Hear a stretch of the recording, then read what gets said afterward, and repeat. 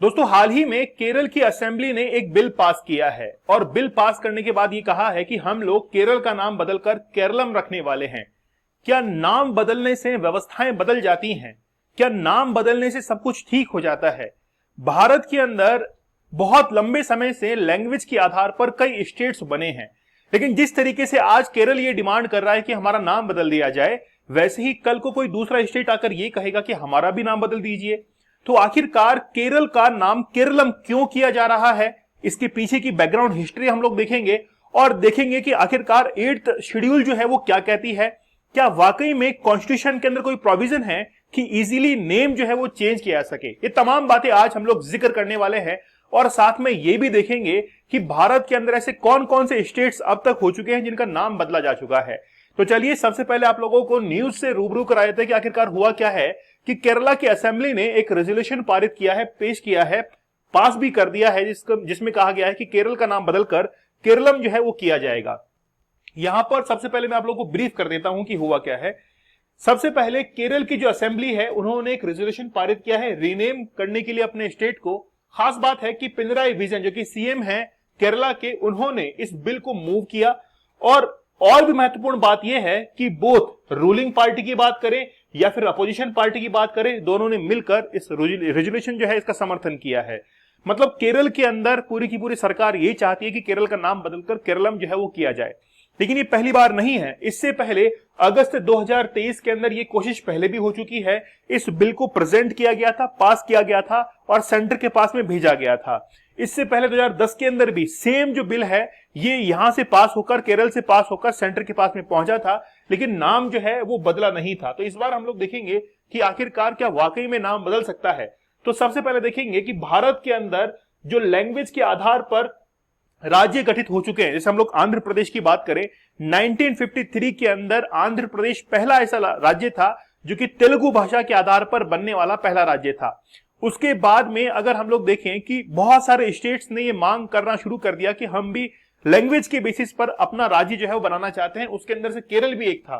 केरल ने ये कहा कि मलयालम जो लैंग्वेज बोलने वाली कम्युनिटीज हैं उनके लिए एक अलग से स्टेट होना चाहिए, और वो कौन सा होना चाहिए? केरल होना चाहिए। इसीलिए 1 नवंबर 1956 को केरल स्टेट जो है इसका फॉर्मेशन किया गया था। State return as Kerala in the first schedule. आप लोग जब इंडियन कॉन्स्टिट्यूशन को पढ़ेंगे तो वहां पर कुल अनुसूचियां, शेड्यूल जो है वो 12 हैं। जिस समय कॉन्स्टिट्यूशन बना था उस समय केवल 8 ही शेड्यूल्स थी, आज 12 हो चुकी हैं और शेड्यूल्स को ऐड करने के लिए कॉन्स्टिट्यूशनल अमेंडमेंट करना पड़ता है। तो 8 से 12 होने के अंदर 4 कॉन्स्टिट्यूशनल अमेंडमेंट जो है वो अब तक किए गए हैं। तो फर्स्ट जो शेड्यूल है, पहली अनुसूची है, वहां पर जिक्र किया गया है कि भारत के अंदर कितने शेड्यूल होंगे, कितने स्टेट्स होंगे, शेड्यूल नहीं, कितने स्टेट्स होंगे, कितनी यूनियन टेरिटरीज होंगी और कितने ऐसे एरियाज होंगे जो कि इंडिया के द्वारा एक्वायर किए गए हैं। तो भारत के सभी राज्यों के नामों का जिक्र जो है वो पहले शेड्यूल के अंदर किया गया है। अगर आज केरल से केरलम नाम किया जाता है तो फर्स्ट शेड्यूल जो है वहां पर भी चेंज किया जाएगा। इसके बाद में रिसेंटली क्या हुआ है कि ये जो स्टेट है उसने सेंटर से रिक्वेस्ट की है कि भाई आप जो है आर्टिकल 3 के तहत हमारा नाम जो है वो चेंज कर दीजिए, केरल से केरलम कर दीजिए। तो मतलब आर्टिकल 3 जो है वहां पर प्रोविजन लिखा हुआ है कॉन्स्टिट्यूशन के अंदर, आगे जाकर जिक्र करेंगे हम लोग कि आखिरकार वो प्रोसीजर क्या है। अब देखिए 8th शेड्यूल जहां पर भाषाओं का जिक्र है, देखिए 8वीं अनुसूची जो है वहां पर भारत के अंदर जो 22 भाषाएं उनका जिक्र है। तो 22 भाषाओं के अंदर मलयालम की लैंग्वेज है और मलयालम के अंदर केरल को केरलम जो है वो कहा जाता है। इसी बेसिस पर ये कह रहे हैं कि जब मलयालम लैंग्वेज के अंदर केरल को केरलम कहा जाता है तो फिर इसका नाम जो है वो चेंज कर दीजिए। आगे हम लोग और इसको विस्तार से बात करेंगे, लेकिन उससे पहले 31 डेज हार्ड चैलेंज के साथ में आप लोग जरूर जुड़िएगा। आप लोग अगर अल्कोहल को कंज्यूम करते हैं, स्मोकिंग करते हैं, गेम का एडिक्शन है, कोई भी आपको एडिक्शन है खासतौर पर अल्कोहल को लेकर, तो आप इस कोर्स को जरूर ज्वाइन कीजिएगा। लेकिन अगर आप लोग पोर्नोग्राफी को देखते हैं तो आपके लिए बहुत घातक सिद्ध हो सकता है। अगर आप लोग एग्जाम्स की प्रिपरेशन कर रहे हैं, आप अगर बिजनेस कर रहे हैं, किसी स्किल्स को सीख रहे हैं, लेकिन साथ में पैरेलली आप लोग पोर्नोग्राफी को देख रहे हैं, तो याद रखिएगा कि आप जो चीज पाना चाहते हैं वो चीज नहीं पा पाएंगे। मैंने 75 टेक्निक्स का यहां पर इस्तेमाल किया है ताकि आप लोग पोर्नोग्राफी से क्विट कर जाएं, उससे बाहर निकलें और वाकई में देखें कि सक्सेस पाना कितना आसान बन जाता है, क्योंकि आपका सबकॉन्शियस माइंड जो है वहां पर गार्बेज भरा हुआ है। तो जल्द ही हमारे इस कोर्स को जरूर एक्सेस कीजिएगा, वेबसाइट को ज्वाइन कीजिएगा। सबसे पहले हम लोग देखते हैं कि आखिरकार ये नेम जो है इसका ओरिजिन कहां से हुआ है, केरलम का। तो Keralam is believed to have roots in both. Ancient history की अगर हम लोग बात करें तो वहां पर चेरा डायनेस्टी है, और चेरा डायनेस्टी ने साउथ रीजन के अंदर, साउथ जो इंडिया है वहां पर प्रोमिनेंटली तरीके से राज किया है। इसके बाद में अगर हम लोग कोकोनट ट्री से इसको कंपेयर करें तो एक नेटिव नेम के तहत हम लोग देख सकते हैं कि केरलम जो है उसका नाम का जिक्र होता है। यूरोपियन जो मर्चेंट्स थे उन्होंने केरल को मालाबार की तरह ट्रीट किया है, मतलब जो कोस्टल एरिया है, आज भी हम लोग मालाबार ही कहते हैं कोस्टल रीजन को, तो उन्होंने भी, जो फॉरेनर्स थे उन्होंने भी मालाबार के नाम से ही इसको वहां पर जो है वो कई बार जिक्र किया है। तो यहां पर हम लोग देख सकते हैं कि ये चेरा डायनेस्टी है और इसने प्रोमिनेंट तरीके से यहां पर राज किया है 300 बीसी से लेकर 250 एडी तक, मतलब यहां पर जीरो जो है वो भी क्रॉस हो रहा है।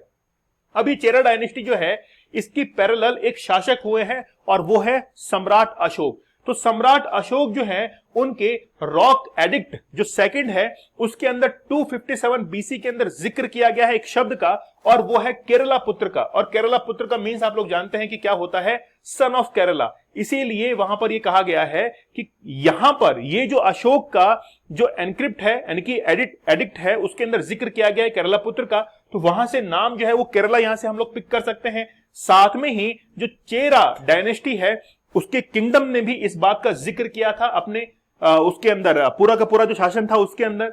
यहां पर आप लोग देख सकते हैं कि पत्थर के ऊपर एक लैंग्वेज जो है, खासतौर पर पाली के अंदर, प्राकृत के अंदर ये लिखी जाती है, उस लैंग्वेज को पढ़कर वहां से ये नाम जो है वो सामने निकल कर आता है, और वो नाम कौन सा था, केरला पुत्र का था। ठीक है, देखिए यहां पर डॉक्टर हरमन हुए हैं जिन्होंने मलयालम लैंग्वेज के अंदर एक हिस्ट्री जो है उसको राइट किया है, और वो कहते हैं कि अगर चेरा डायनेस्टी से चेरम एक शब्द बनता है तो वहीं चेरम से एक शब्द जो है वो कन्नड़ के अंदर आता है और वो है केरम। तो ये जो चेरम शब्द है इसी से बना है क्या, केरम बना है, विच डिनोट्स द कोस्टल रीजन। अब जो कोस्टल रीजन आप लोग देखते हैं केरला के अंदर उसको थोड़ा सा स्ट्रेच कर लीजिए, गोकर्णा कर्नाटका से लेकर और कन्याकुमारी तक तमिलनाडु तक, मतलब पूरा का पूरा जो रीजन है नॉर्थ से लेकर साउथ तक, वो जो कन्याकुमारी तक रीजन है उसको क्या कह रहे हैं, ये केरम जो है वो कह रहे हैं। और बेसिकली बात ये है कि ओल्ड तमिल जो वर्ड है जिसका नाम है चेर, इसका मीन्स होता है टू ज्वाइन। मतलब ये जो वर्ड यहां पर यूज हो रहा है चेरम, इसमें जो चेर वर्ड है इसका मीन्स होता है टू ज्वाइन। मतलब केरल जो बना है वो चार अलग अलग रीजन्स को ज्वाइन करके फिर बना है, इसीलिए चेर शब्द का मीन्स होता है टू ज्वाइन, और इसी चेरम से बना क्या बना है, केरम। और केरम से धीरे धीरे क्या बन गया है, केरलम जो है वो बन गया है। इसे आप लोग देखते हैं कि इंडस जो रिवर है, मतलब सिंधु नदी जो है, इसी से क्या बना है, सिंधु से बना है हिंदू। तो कई बार क्या होता है कि इंडियन हिस्ट्री के अंदर नाम जो है उसको प्रोनाउंसिएशन के अंदर बार बार प्रोनाउंस करने से वो चेंज हो जाता है। इस तरीके से आप लोग देखते हैं the movement of unified Malayalam speaking state.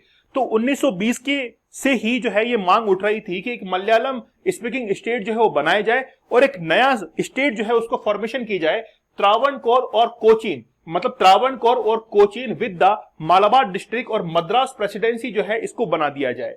लेकिन फिर बाद में 1 जुलाई 1949 को उस मांग को सुना गया और एक नया स्टेट जो है वो निकलकर सामने आता है। त्रावणकोर और कोचीन को कंबाइन कर दिया गया, मर्ज कर दिया गया और उसको कहा गया त्रावण कोचीन। ठीक है, मतलब अब तक जो है वो केरला फॉर्म नहीं हुआ है। 1 जुलाई 1949 तक त्रावण कोचीन स्टेट का नाम था। फिर बाद में केरला जो है इसको एस्टेब्लिश किया गया 1 नवंबर 1956 को। तो 1 नवंबर 1956 को केरला जो स्टेट है उसका फॉर्मेशन होता है और नाम पड़ता है केरला।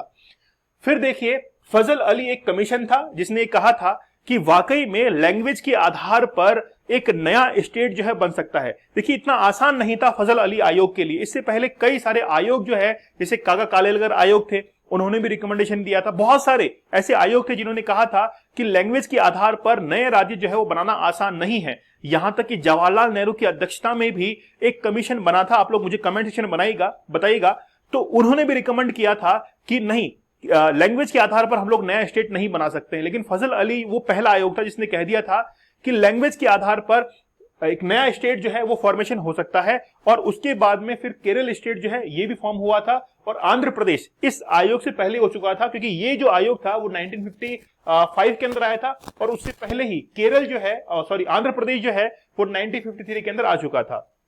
अच्छा, अब देखिए कि मालाबार और कासरगोड इन दो जगह को याद रखिएगा।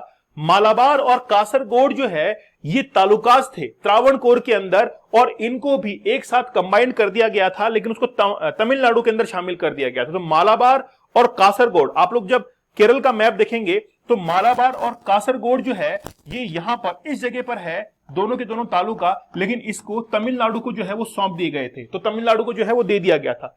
अब हम लोग देखते हैं कि आखिरकार स्टेट का नाम चेंज करना हो तो कौन सा प्रोसीजर जो है वो अपनाया जाता है। तो भारत के अंदर बहुत सारे ऐसे स्टेट हुए हैं जिनका नाम बदला गया है।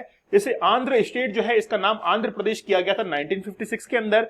मध्य भारत का नाम जो है वो मध्य प्रदेश किया गया था 1959 के अंदर। इसके बाद में मद्रास स्टेट का नाम तमिलनाडु किया गया था 1969 के अंदर। मैसूर का नाम बदलकर कर्नाटका किया गया था 1973 के अंदर। ओडिशा ये पास्ट का नाम था और इसको ओडिशा किया गया था 2011 के अंदर। त्रिपुरा और इसको त्रिपुरा जो है वो किया गया था 1949 के अंदर। त्रावणकोर कोचीन जिसकी हम लोग बात कर रहे थे, इसका नाम बदलकर फिर केरला किया गया था 1956 के अंदर। यूनाइटेड प्रोविंसेस इसका नाम उत्तर प्रदेश किया गया था 1950 के अंदर, और उत्तरांचल का नाम बदलकर उत्तराखंड किया गया था 2007 के अंदर। तो यहां पर हम लोग जो बात कर रहे हैं वो त्रावणकोर और कोचीन की बात कर रहे हैं। इसका नाम बदलकर बाद में केरल किया गया था, और अब ये डिमांड आ रही है कि इसका नाम क्या कर दिया जाए, केरलम कर दिया जाए। देखिए यहां पर मैं जिक्र करना चाहूंगा आर्टिकल नंबर 3 का। तो आर्टिकल नंबर 3 जो है इसके तहत ही नए स्टेट जो है इनका नाम चेंज किया जा सकता है। वैसे मान लीजिए कि स्टेट्स की अगर बाउंड्री चेंज करनी हो तो भी आर्टिकल 3 के तहत हो सकता है, नया नाम रखना हो तो भी आर्टिकल 3 के तहत होगा। अब ये होता कैसे है, देखिए हमारे जो कॉन्स्टिट्यूशन है वहां पर लिखा हुआ है कि दोनों बोथ जो सेशंस होते हैं, चाहे हम लोग लोकसभा की बात करें चाहे हम लोग राज्यसभा की बात करें, वहां से सिंपल मेजोरिटी से एक रेजोल्यूशन जो है वो पारित होता है, और पारित होने के बाद कॉन्स्टिट्यूशनल अमेंडमेंट होता है। ध्यान रखना, कॉन्स्टिट्यूशनल अमेंडमेंट होता है, लेकिन उस कॉन्स्टिट्यूशनल अमेंडमेंट को कभी भी संविधान के अंदर काउंटिंग के अंदर नहीं रखा जाता है। क्योंकि अगर मान लीजिए कि कॉन्स्टिट्यूशनल अमेंडमेंट हुआ है, अगर जैसे 102, 103 इस तरीके से हम लोग काउंट करते हैं, तो वो तभी काउंटिंग में आएंगे जब वो स्पेशल मेजोरिटी से हो रहे हैं, या स्पेशल मेजोरिटी या फिर हाफ ऑफ स्टेट्स की मदद से हो रहे हैं। लेकिन अगर सिंपल मेजोरिटी से अगर कोई भी अमेंडमेंट हो रहा है तो वो अमेंडमेंट तो हो जाएगा, लेकिन उसको हम लोग काउंटिंग में शामिल नहीं करेंगे। तो ये बात समझ में आई आप लोगों को। तो अगर यहां पर केरल का नाम बदलकर केरलम किया जाएगा तो सबसे पहले यह प्रोविजन होगा कि स्टेट की जो असेंबली है वो वहां से स्पेशल मेजोरिटी के द्वारा उस बिल को पास करे, और फिर बिल पास होकर होम मिनिस्ट्री के पास में जाएगा।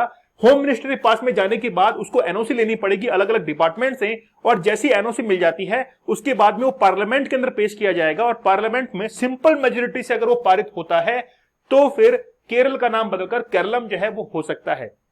तो क्या वाकई में आप लोगों को लगता है कि ये प्रोसीजर इजी है और केरल का नाम बदलकर केरलम जो है वो किया जाना चाहिए? मुझे आप लोग कमेंट सेक्शन में जरूर बताइएगा। लेक्चर कैसा लगा मुझे आप लोग कमेंट सेक्शन में जरूर बताइएगा। आप लोग हमारे क्विट अल्कोहल एडिक्शन के कोर्स के साथ में जुड़िएगा। अगर आप लोग पोर्नोग्राफी को देखते हैं तो 75 डेज का हार्ड चैलेंज आप लोग जरूर ज्वाइन कीजिएगा। इसमें 75 टेक्निक्स मैंने बताई हैं कि कैसे आप लोग पोर्नोग्राफी को छोड़ सकते हैं। चलिए मिलते हैं आप लोगों से अगले सेशन में, तब तक धन्यवाद, थैंक यू, जय हिंद।